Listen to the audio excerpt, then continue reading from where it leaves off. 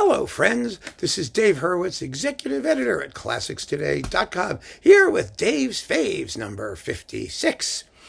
Charles Ives with a little side dish, actually a considerable side dish, of Edgard Varèse, right here. Symphony number 4 and Amériques with Christioph Dohnányi and the Cleveland Orchestra. Now, I've seen them do both of these at Carnegie Hall, actually. I mean, he did this as a program, and wow, holy mackerel. It was one of the best things I ever saw in my life live, and the recording is every bit as good. Dohnányi conducts this music, like the Ives particularly, with a clarity and naturalness that's really scary. I mean, it's amazing how wonderfully right it all sounds. And Ives, of course, is a composer who you could argue is never supposed to sound right. It's supposed to be as naughty and cacophonous as you can possibly make it. But I don't mean it that way. I don't mean he's smoothing anything over.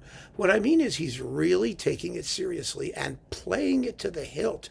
And he's finding where the tunes are and how to reveal them without minimizing all of the fun and games that's going on around them in the second movement and in the finale. And that's what you have to do in this music. It's just the greatest recording of the fourth since the first one featuring, Leopold Stokowski, which is still one of the great ones. But it's an amazing record. Now, as for Varèse, Varèse, well, Amériques, I was just reading actually the biography of Henry Cowell, fascinating guy. Fascinating book, and they talk a lot about Varèse. What an awful person he was. Oh my goodness. It really put me off of him for a while, just reading about how miserable he behaved towards everybody, and how repulsive he was personally. Actually, you kind of get that feeling listening to his music. It's very funny. It's not that his music isn't fascinating. I adore his music. I really do. But there is something, he's deliberately trying so hard to be important from one work to the next, and also to be completely and entirely sort of inhuman. Even when he uses voices, he's trying not to be warm or welcoming or expressive, or it's just, that's the aesthetic that he was working in, and he did it superbly well. So I'm not saying that to criticize him, to criticize the music, but really to say that, knowing just how miserable and nasty his character was, and how desperate he was for attention and acclaim and to be considered the head of the avant-garde, which is a real problem when, like, Stravinsky was in the same neighborhood. But, it really, really was interesting. Anyway, let's leave that aside. Amériques is his biggest surviving orchestral work. I think there may be some early ones, sort of putting around over there that, we haven't heard because he repressed them. But I'd be curious to know some year, maybe someone will dig them up. Anyway, Amériques is his biggest orchestral work, and it's got, dozens of percussionists and sirens going off, and it's the Rite of Spring on steroids, basically. And it is just a remarkable piece. And there is one fabulous passage in the middle of it where you have 6 trumpets in unison going ya da da da da da da da da da da. There are 6 of them in unison. And when they were playing it live at Carnegie Hall, I'll never forget. They're playing it live, and at the very end, the harpist, who does absolutely nothing in the piece, she has a couple of glissandos, and otherwise she is just going like that.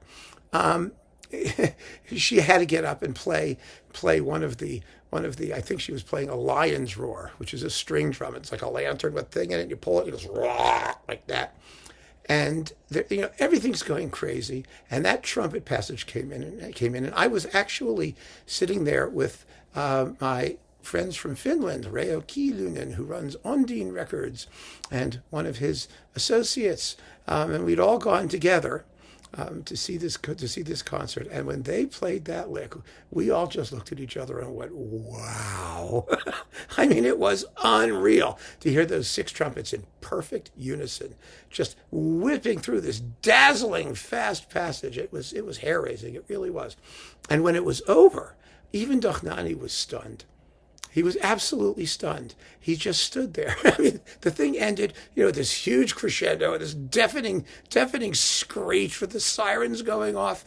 And he just went like, To the extent you could see him do that through the back of his head. But I mean, his hands were out just like this. I'm sure the expression on his face was, but the body language said it all.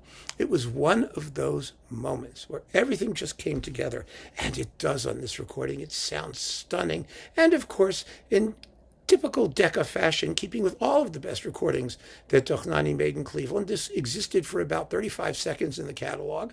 It was not promoted. It was not sold. Nobody cared. It was really depressing. Really, really depressing to see how little attention this has been given. Of course, it's out of print. I don't know if you can find it. Maybe it'll get reissued. We desperately need a Dohnányi and Cleveland boxed set from Decca that should have everything in it but his Mahler, which was horrible, but all the other stuff was really good. It's so depressing. I just give up, because this is one of the great recordings of Ives and Varèse ever made. And his other Ives disc, too, with the Three Places in New England and the Second Orchestral Suite and other stuff, was equally great. With Ives and Ruggles, fabulous disc. Just amazing. Absolutely amazing. And it's accompanying me. See, this says London. I've had for a long time. It was before London in the U.S. became Decca. It was a local production. See the CD here? It's one of those all metal ones. It doesn't have like the little plastic inner spindle thing that they later adapted. This is old, and it's fantastic. Yes. So thank you for joining me, my friends. Keep on listening. Take care.